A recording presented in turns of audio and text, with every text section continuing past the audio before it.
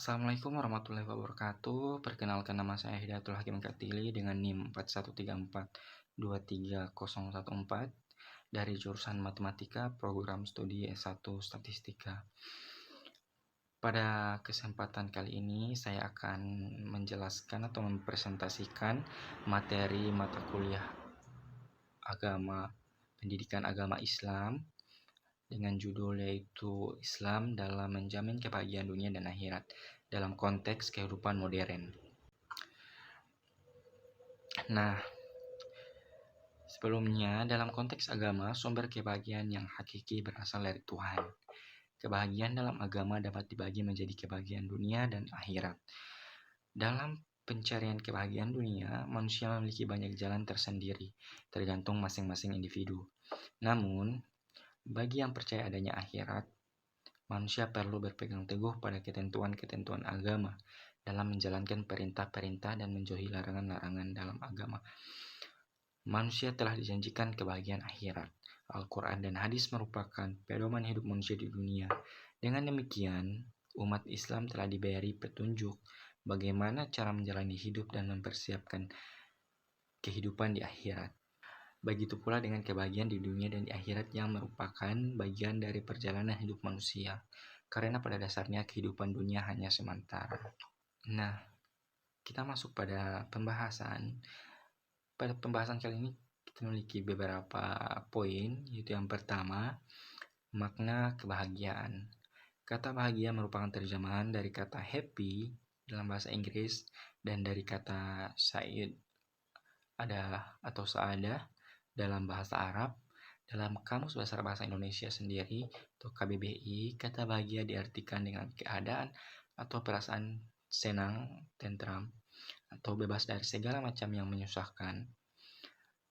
Dari definisi tersebut dapat dipahami bahwa bahagia adalah suatu keadaan dan bukan benda, sedangkan kebahagiaan berarti kesenangan atau ketentraman itu sendiri.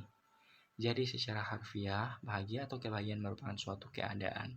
Sebagai sesuatu yang menggambarkan suatu keadaan, maka kebahagiaan adalah sesuatu yang menjadi tujuan harapan yang ingin dicapai oleh setiap manusia.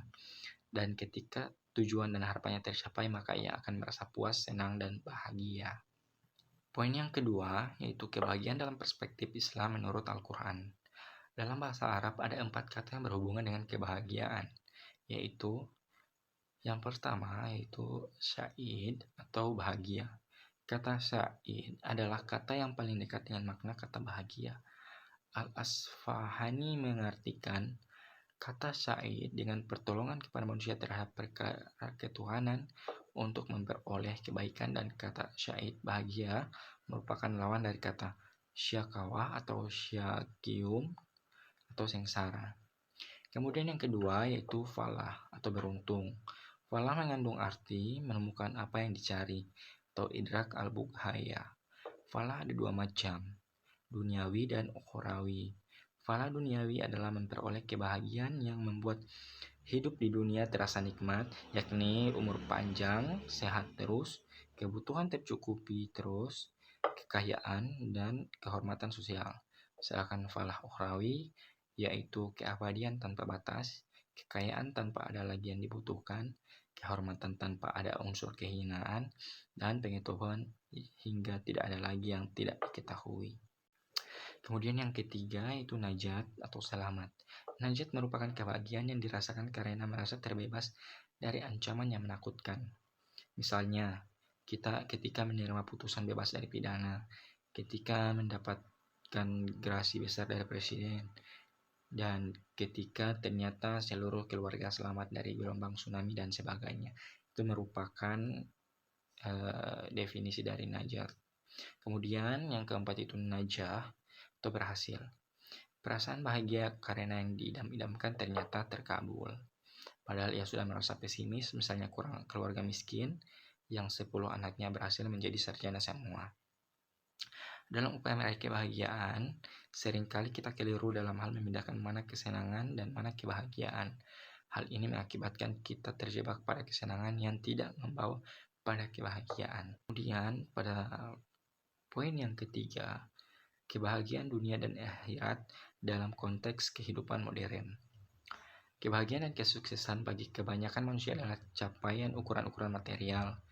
Kebahagiaan materi itu sejenak memang menghapuskan dahaga, namun hakikatnya ia tidak lebih dari sekedar fata morgana yang semakin dikejar tak dapat diraih. Korupsi, penyalahgunaan wewenang, dan kekuasaan faktanya tidak membuat pelakunya bahagia. Fenomena bunuh diri, stres, dan gangguan kejiwaan yang melanda manusia modern adalah bukti bahwa manusia semakin kehilangan orientasi hidup, merasa dirinya hampa walaupun berlimpah materi. Sebagian manusia akhirnya menyadari kekeliruan itu dan kemudian beralih pada tawaran agama untuk mencapai kebahagiaan yang sejati dengan menyeimbangkan kebahagiaan materi dan spiritual. Kemudian menurut Al-Din atau Al-Raji misalnya, ketika menafsirkan ayat dalam Quran surah Al-Baqarah ayat 201 yang mengatakan bahwa hasanah itu terkait dengan sa'adah yang mempunyai 3 martabat. Pertama, rohani yang meliputi 2 hal, kesempurnaan potensi teoritis yang dicapai dengan ilmu, kesempurnaan potensi praktis yang dicapai dengan akhlak utama. Kedua, jasmani yang juga meliputi 2 hal, yaitu kesehatan dan keindahan fisik. Ketiga, eksternal meliputi 2 hal, yaitu harta dan derajat atau pangkat. Nah, pada pembahasan kali ini kita dapat menarik kesimpulan, bahagia adalah suatu keadaan dan bukan benda, sedangkan kebahagiaan berarti kesenangan atau ketentraman itu sendiri. Jadi, secara harfiah, bahagia atau kebahagiaan merupakan suatu keadaan. Dalam Islam, seorang dianjurkan untuk mengejar kebahagiaan di akhirat.